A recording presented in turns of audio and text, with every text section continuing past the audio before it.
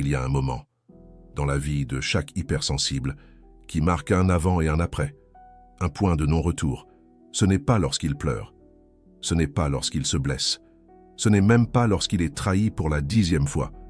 C'est quand il cesse de ressentir. Et ça, mon ami, c'est la chose la plus dangereuse qui puisse arriver dans l'univers émotionnel humain, parce que lorsque l'hypersensible abandonne, il ne devient pas simplement une personne ordinaire. Il se transforme en quelque chose que Carl Jung a décrit comme l'ombre éveillée. Et Andrew Huberman le confirme aujourd'hui avec les neurosciences de pointe. Aujourd'hui, vous allez comprendre pourquoi le narcissique devrait avoir peur, pourquoi le manipulateur devrait être terrifié, pourquoi tous ceux qui ont abusé de l'empathie de quelqu'un devraient perdre le sommeil. Instantanément, parce que l'hypersensible qui a renoncé n'a rien perdu. Il a simplement arrêté de donner ce que vous n'avez jamais mérité. Avant de continuer, j'ai besoin que vous compreniez quelque chose de fondamental. Sur la biologie de l'hypersensible, en 2024, des chercheurs de Frontier in Psychology ont publié une étude révolutionnaire sur ce qu'ils appellent la sensibilité de traitement sensoriel. Et ce qu'ils ont découvert change tout ce que nous pensions savoir. Sur les personnes hautement sensibles, le cerveau de l'hypersensible n'est pas seulement plus émotionnel, il est littéralement plus connecté. Les zones responsables de l'empathie, du traitement émotionnel et de la conscience sociale sont plus denses, plus actives et plus intégrées que chez les personnes ayant une sensibilité ordinaire. Cela signifie que lorsqu'un hypersensible ressent de la douleur, il ne ressent pas seulement sa propre douleur, il ressent la douleur de tout le monde autour de lui. Lorsqu'une personne dans la pièce souffre, même en silence, l'hypersensible absorbe cela comme une éponge émotionnelle.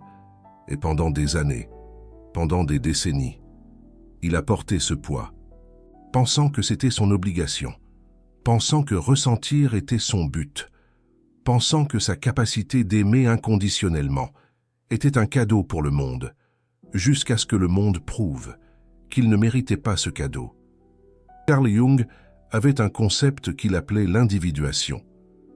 C'est le processus par lequel une personne devient vraiment elle-même, intégrant toutes les parties de sa psyché, y compris les parties qu'elle a cachées par peur, pour la plupart des gens. L'individuation se produit graduellement, tout au long de la vie. Pour l'hypersensible qui a abandonné, elle se produit en un moment de rupture, et quand cela se produit, quelque chose d'extraordinaire émerge. Jung appelait cela l'intégration de l'ombre. L'ombre, pour Jung, est tout ce que nous réprimons, cachons, nions, à propos de nous-mêmes. Dans le cas de l'hypersensible, l'ombre contient quelque chose de très spécifique et de très puissant, la capacité de ne pas se soucier. Vous devez comprendre ce que cela signifie, tout au long de sa vie. L'hypersensible a été conditionné à croire que sa sensibilité était sa plus grande vertu et sa plus grande faiblesse en même temps. On lui a enseigné que trop ressentir était un problème à résoudre, que son empathie excessive était quelque chose à contrôler, et quelque part au plus profond de sa psyché, il a réprimé l'autre possibilité, la possibilité de simplement déconnecter. Lorsque l'hypersensible accède enfin à cette ombre, lorsqu'il intègre enfin cette partie réprimée de lui-même, il ne devient pas insensible, au sens commun du terme. Il devient sélectif. Et c'est la transformation la plus dangereuse du monde.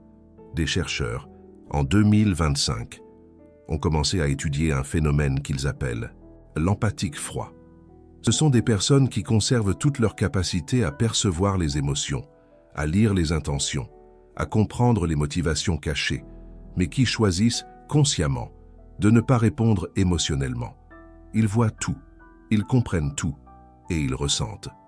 Seulement quand ils décident de ressentir, c'est exactement l'opposé du narcissique. Le narcissique est quelqu'un qui ne parvient genuinement pas à percevoir les émotions des autres. Il a besoin de manipuler, parce qu'il n'a pas d'autre moyen d'obtenir ce qu'il veut. Il dépend du carburant narcissique, parce que sans lui, il s'effondre. L'hypersensible qui a renoncé n'a besoin de rien de tout cela. Il sait déjà exactement ce que vous ressentez. Il a déjà perçu vos insécurités, vos faiblesses, vos peurs les plus profondes. Il a passé des années à absorber ces informations, à les traiter, à essayer d'aider. La différence maintenant, c'est qu'il ne se soucie simplement plus d'aider vous. Andrew Huberman, professeur de neurobiologie à Stanford, a fait une découverte fascinante sur ce qui se passe dans le cerveau lorsque quelqu'un développe ce qu'il appelle la résilience émotionnelle extrême. Dans l'épisode 49 de son podcast, il explique qu'il existe une structure dans le cerveau, appelée le cortex singulaire antérieur moyen, ou CCA-ME. Cette structure est responsable de quelque chose que Huberman décrit comme la volonté de vivre. Et voici ce qui est extraordinaire. Le CCAM se développe lorsque nous sommes confrontés à des défis difficiles. Il se renforce lorsque nous faisons des choses que nous ne voulons pas faire. Il se développe lorsque nous résistons à la douleur et que nous continuons malgré tout. Huberman mentionne que le CCAM est plus petit chez les personnes obèses et plus grand chez les athlètes. Il se développe lorsque nous suivons un régime. Il se développe lorsque nous nous disciplinons. Mais il y a quelque chose qu'il n'a pas mentionné explicitement, mais que des recherches ultérieures ont révélé. Le CCAM se développe également de manière dramatique chez les personnes qui ont subi un traumatisme émotionnel répété et qui ont choisi, consciemment, d'arrêter d'être affectées par lui. L'hypersensible qui a renoncé n'a pas seulement développé cette structure, il l'a hypertrophiée. Des années de douleur, des années de trahison, des années à tout donner et à ne rien recevoir en retour, ont créé en lui une forteresse neurologique que la plupart des gens ne connaîtront jamais. Et maintenant, quand ils vous regardent, ils regardent de l'intérieur de cette forteresse-là, protégée, inébranlable, complètement, libre. Vous devez comprendre ce que cela signifie quand quelqu'un qui ressentait tout décide de ne plus rien ressentir pour vous, spécifiquement. Ce n'est pas de l'indifférence, au sens commun du terme, c'est quelque chose de beaucoup plus précis et de beaucoup plus dévastateur. L'hypersensible qui a renoncé ressent encore profondément. Il est encore ému par la musique, par l'art, par la beauté du monde. Il pleure encore devant les films, se connecte encore avec les animaux, ressent encore de la compassion pour les inconnus qui souffrent vraiment. Mais il a développé quelque chose que la psychologie moderne commence à appeler l'empathie sélective.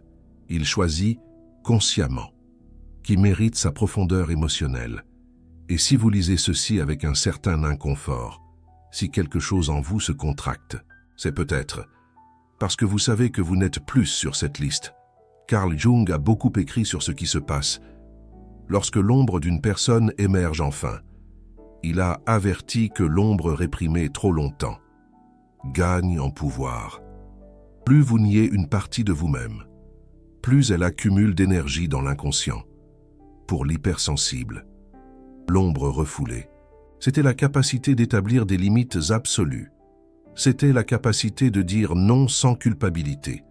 C'était la capacité de voir quelqu'un souffrir des conséquences de ses propres actions et de ne pas courir à son secours. Quand cette ombre finit par émerger, elle le fait avec toute la force d'années de répression. Et le résultat, c'est quelqu'un qui combine deux choses qui, normalement, n'existent pas ensemble. Une perception émotionnelle absolue, avec un détachement émotionnel complet. C'est ce qui rend l'hypersensible qui a abandonné si dangereux. Pour ceux qui ont tenté de le manipuler, le narcissique dépend d'une chose fondamentale. Pour que ces manipulations fonctionnent, la réactivité émotionnelle de sa cible. Il provoque et il attend une réaction.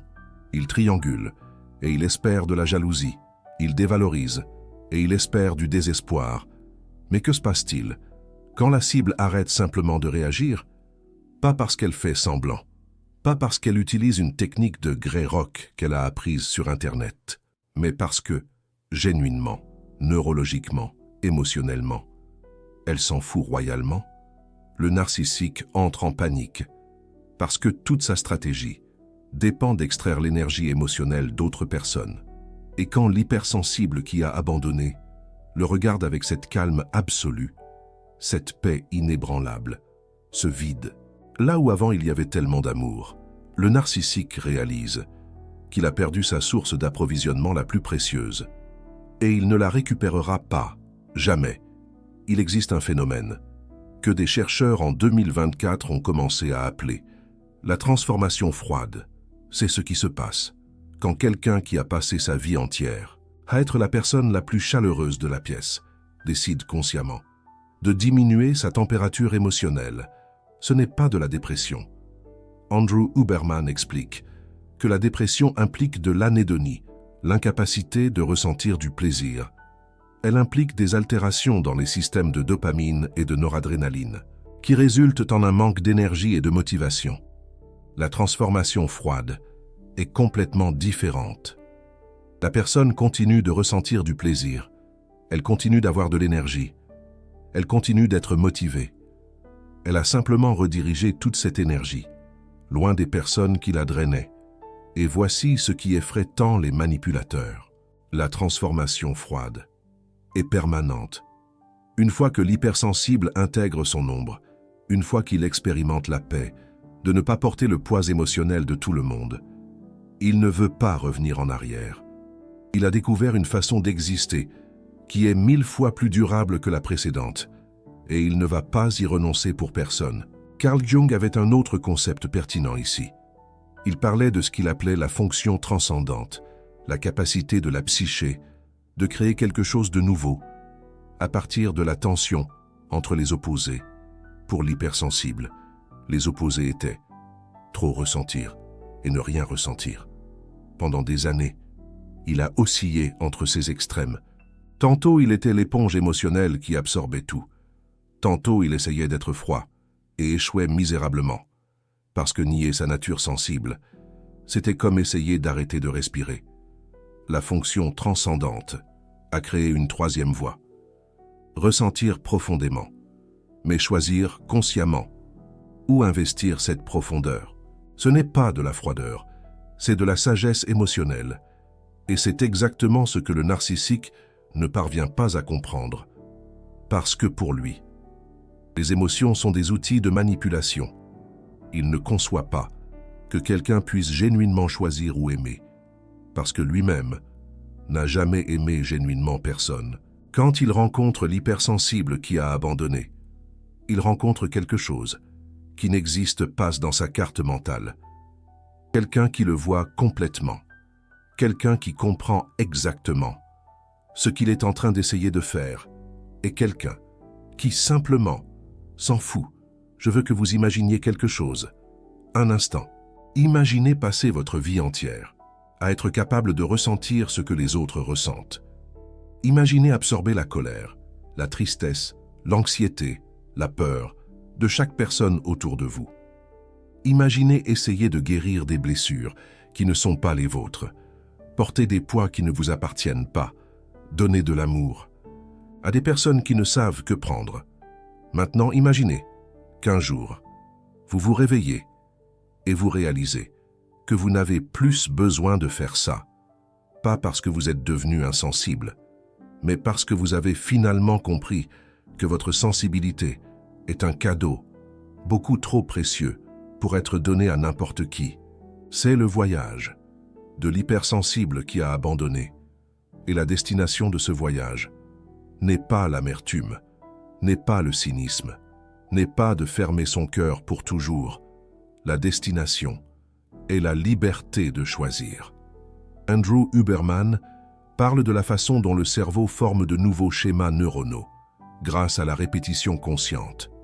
Quand vous pratiquez quelque chose constamment, vous reconstruisez littéralement les connexions dans votre cerveau. L'hypersensible qui a abandonné a pratiqué quelque chose de nouveau.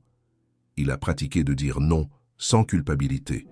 Il a pratiqué d'observer sans absorber. Il a pratiqué d'être présent sans se perdre dans l'expérience de l'autre. Et après des mois, parfois des années, de ces nouvelles pratiques, son cerveau s'est adapté. Il a toujours tout le câblage neurologique de la haute sensibilité, les zones d'empathie, sont toujours denses et actives. La capacité de percevoir est toujours intacte. Mais maintenant, il existe une nouvelle structure de contrôle, un choix conscient, un portail. Il ouvre et ferme quand il le décide. C'est de la neuroplasticité, appliquée à la survie émotionnelle. Et c'est pourquoi la transformation est irréversible. Une fois que vous construisez ce portail, une fois que vous expérimentez le pouvoir de décider qui entre dans votre monde émotionnel, vous ne laisserez plus jamais n'importe qui entrer. Juste parce qu'il a frappé à la porte. Le narcissique, qui un jour a eu accès illimité au cœur de l'hypersensible, rencontre maintenant un mur. Pas un mur de colère, pas un mur de chagrin, un mur de paix X absolu. Et c'est infiniment plus terrifiant. Parlons de quelque chose que peu ont le courage d'admettre. L'hypersensible qui a abandonné ne s'est pas seulement protégé, il est devenu dangereux. Pas dangereux, dans le sens où il va blesser quelqu'un. Pas dangereux, dans le sens où il va se venger ou riposter. Dangereux, dans le sens où il possède maintenant un pouvoir que peu d'êtres humains développent. Il voit à travers les masques. Instantanément, des années d'hypersensibilité ont entraîné son système nerveux à détecter les incongruences. Il perçoit quand le sourire n'atteint pas les yeux. Il remarque quand les mots disent une chose, mais le corps en dit une autre. Il sent quand quelqu'un est en train de planifier quelque chose, avant même que la personne ait conscience de son propre plan. Et maintenant, au lieu d'utiliser cette perception pour aider la personne, il l'utilise simplement pour se protéger. Il ne va pas vous confronter à propos de vos mensonges.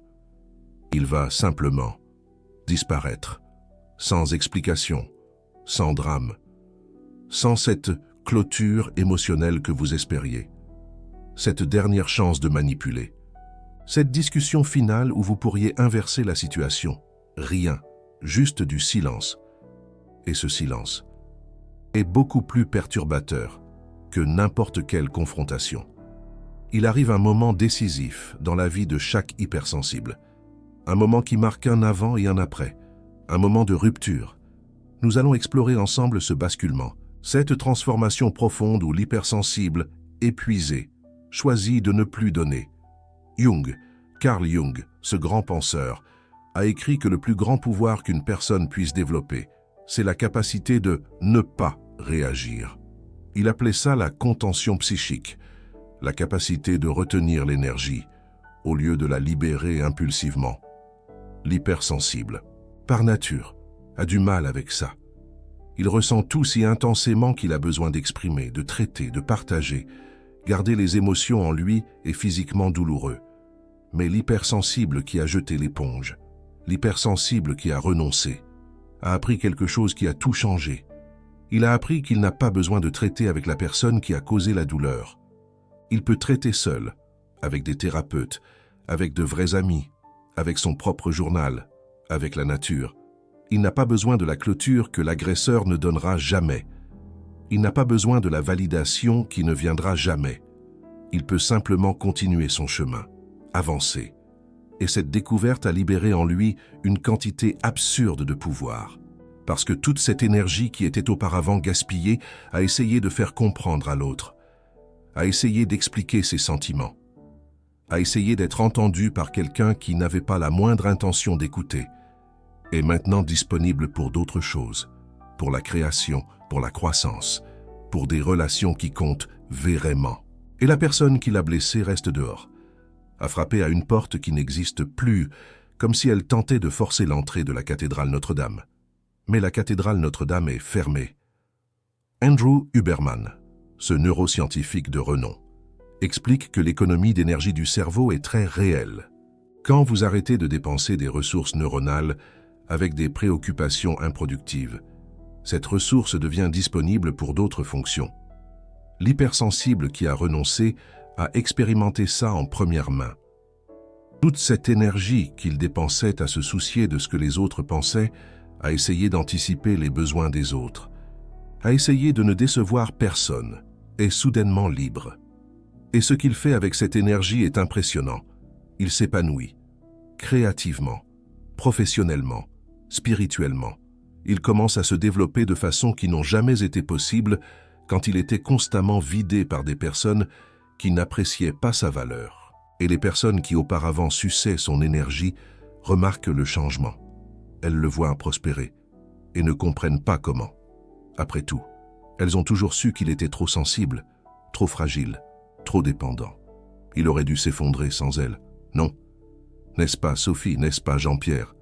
Mais il ne s'est pas effondré. Il a volé. Il existe un schéma que des chercheurs en 2025 ont identifié chez des personnes qui ont subi des transformations significatives de personnalité après des traumas émotionnels. Ils appellent ça l'effet phénix inversé. Dans la mythologie du phénix, l'oiseau meurt et renaît de ses cendres. Fondamentalement, la même créature, juste renouvelée. Mais l'effet phénix inversé est différent.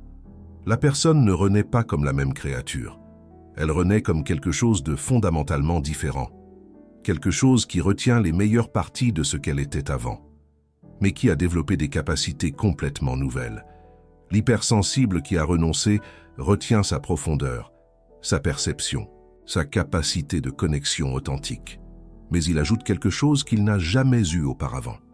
Un discernement féroce, la capacité de regarder quelqu'un et de savoir, en quelques secondes, si cette personne mérite l'accès à son monde intérieur et la disposition de nier cet accès sans un pétale de culpabilité. Ça terrifie le manipulateur, parce qu'il dépend d'une chose. La tendance de la victime à donner des deuxièmes chances, à voir le meilleur chez les gens, à croire aux promesses de changement. L'hypersensible qui a renoncé ne donne plus de deuxième chance au schéma. Il peut pardonner une erreur, mais quand il reconnaît un schéma, le schéma qu'il a vu tant de fois auparavant, il s'éloigne simplement. Il n'y a pas de discussion, il n'y a pas d'argument, il n'y a pas de négociation, juste une reconnaissance silencieuse et une retraite stratégique. Et le manipulateur reste là, avec toutes ses techniques éprouvées, complètement impuissant. Jung avait une observation fascinante sur ce qui se passe quand nous intégrons notre ombre. Il disait que nous gagnons accès à une forme d'intuition qui n'était pas disponible auparavant. L'ombre, même réprimée, a toujours observé, a toujours collecté des données, a toujours formé des jugements que la persona consciente refusait d'accepter. Quand nous intégrons finalement l'ombre, nous avons accès à toutes ces données. L'hypersensible qui a renoncé réalise soudainement qu'il a toujours su qui étaient les personnes toxiques dans sa vie. Il a toujours vu les signes. Il a toujours senti le danger. Mais sa persona excessivement empathique refusait d'accepter ces jugements. Ça semblait cruel. Ça semblait anti-empathique. Ça semblait contre sa nature. Maintenant, il n'a plus ce filtre. Il voit la vérité et accepte la vérité et agit en conséquence. C'est ce que les psychologues commencent à appeler l'empathie mature. La capacité de comprendre profondément les émotions et les motivations des autres, sans se sentir obligé de faire quoi que ce soit à ce sujet. Vous pouvez voir que quelqu'un souffre. Vous pouvez comprendre pourquoi il souffre. Et vous pouvez choisir consciemment de ne pas intervenir, parce que vous savez que votre intervention ne va pas aider, ou parce que vous savez que cette personne a besoin d'apprendre ses propres leçons. Ce n'est pas de la cruauté, c'est de la sagesse. Et c'est exactement ce que l'hypersensible qui a renoncé a développé. Parlons de quelque chose d'important maintenant. Le narcissique authentique va lire tout ça et penser que je le décris. Il va penser que c'est lui l'hypersensible qui a renoncé. Après tout, il ne se soucie pas non plus des sentiments des autres. N'est-ce pas? Faux. La différence est fondamentale et inconfondible. Le narcissique ne s'est jamais soucié. Il n'a jamais eu la capacité de ressentir profondément en premier lieu. Son indifférence est un vide originel, pas un choix conscient. L'hypersensible qui a renoncé a choisi. Il avait toute la capacité de ressentir, a démontré cette capacité pendant des années ou des décennies, et a ensuite décidé stratégiquement où diriger cette capacité. L'énergie est complètement différente.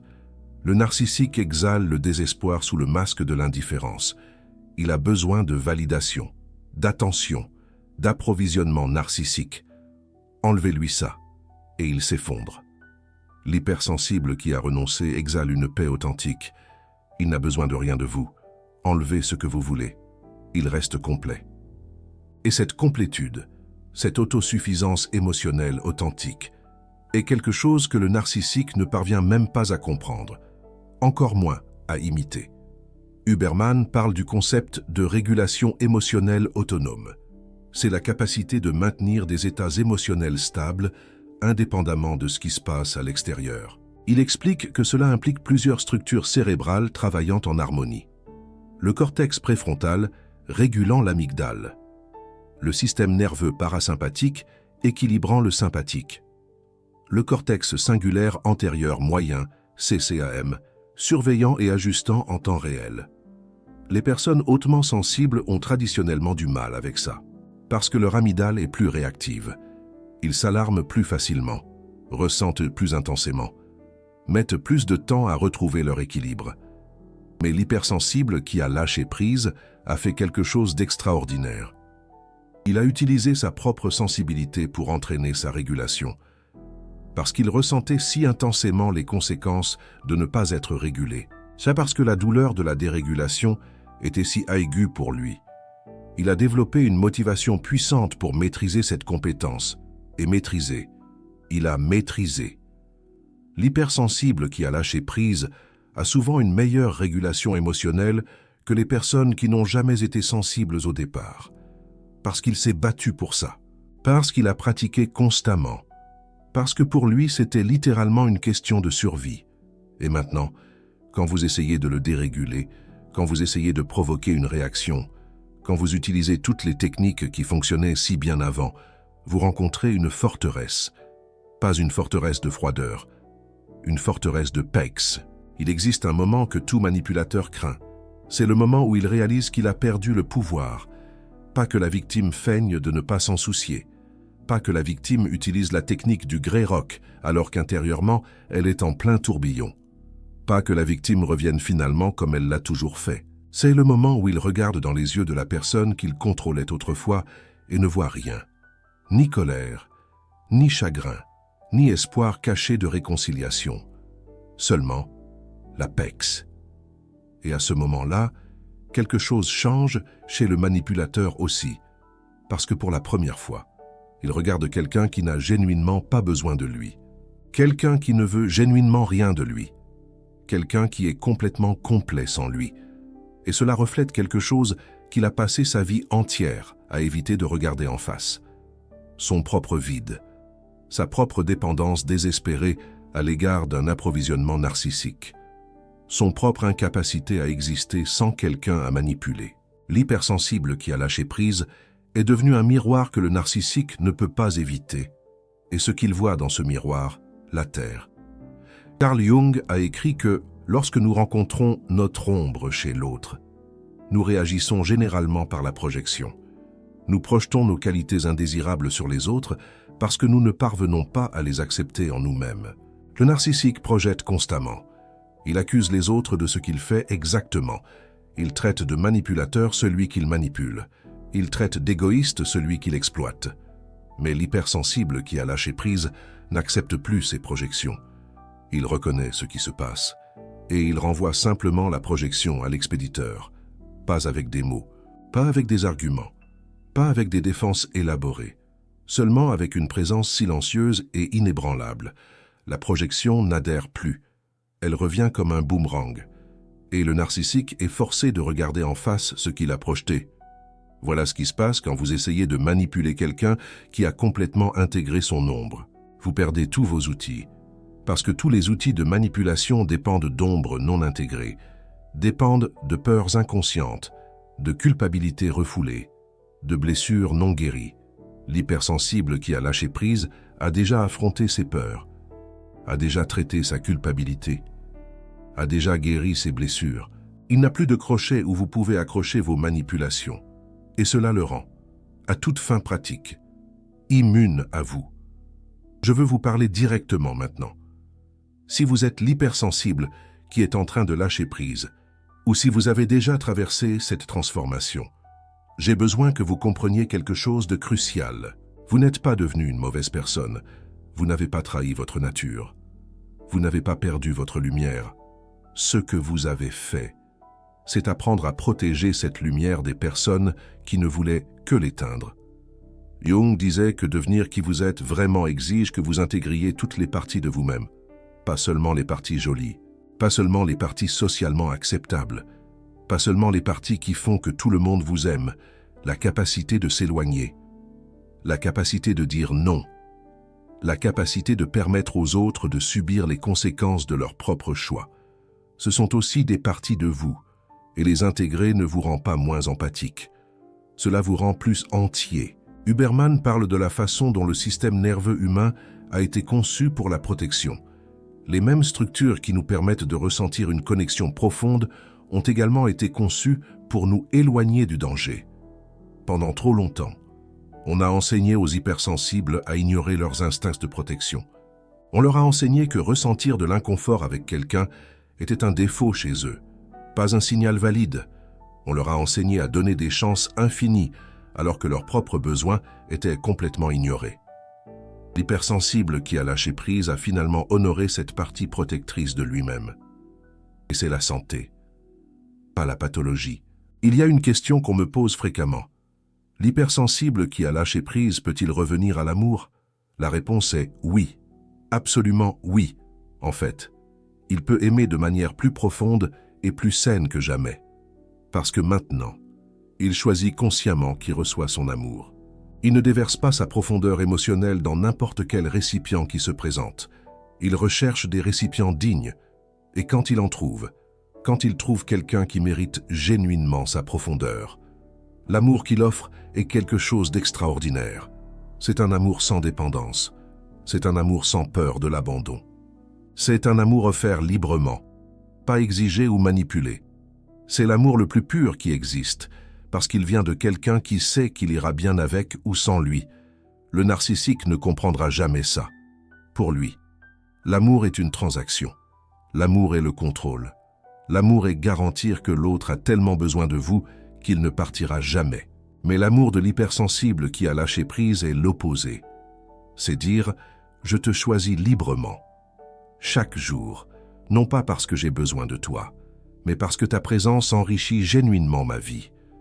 Et si un jour cela change, je partirai avec la même paix avec laquelle je suis resté.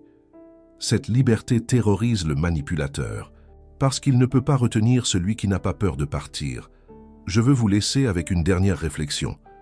Carl Jung a dit que tant que vous ne rendez pas l'inconscient conscient, il dirigera votre vie et vous l'appellerez le destin.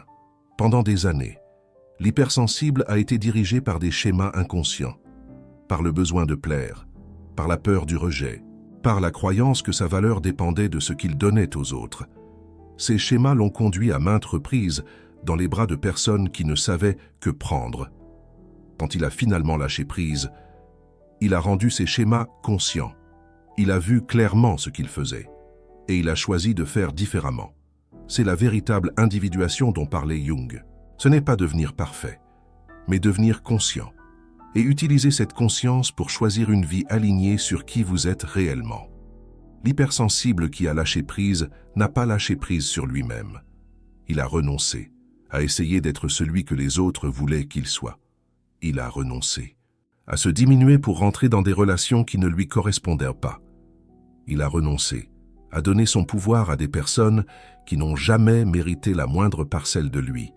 Et en renonçant à tout cela, il s'est enfin trouvé. Si vous vous êtes reconnu dans cette vidéo, si vous avez ressenti chaque mot comme s'il avait été écrit sur vous, alors j'ai besoin que vous fassiez quelque chose.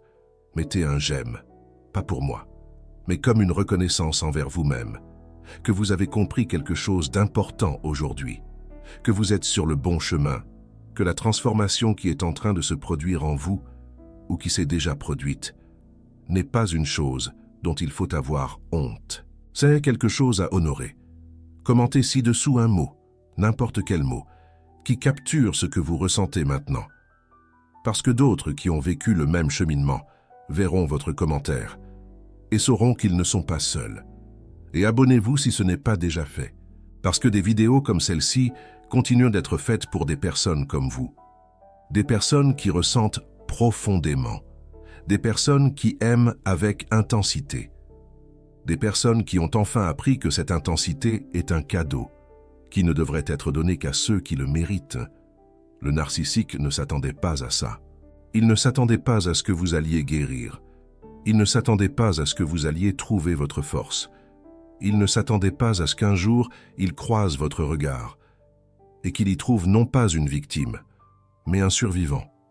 Pas quelqu'un de brisé, mais quelqu'un d'entier.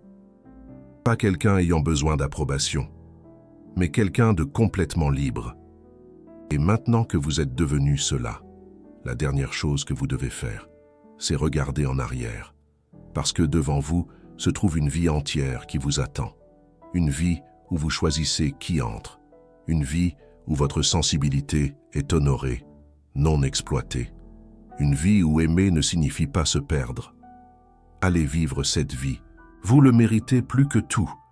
D'ailleurs, Carl Jung dirait que c'est le processus d'individuation qui se met en marche, et Andrew Huberman insisterait sur l'importance des neurosciences dans cette résilience.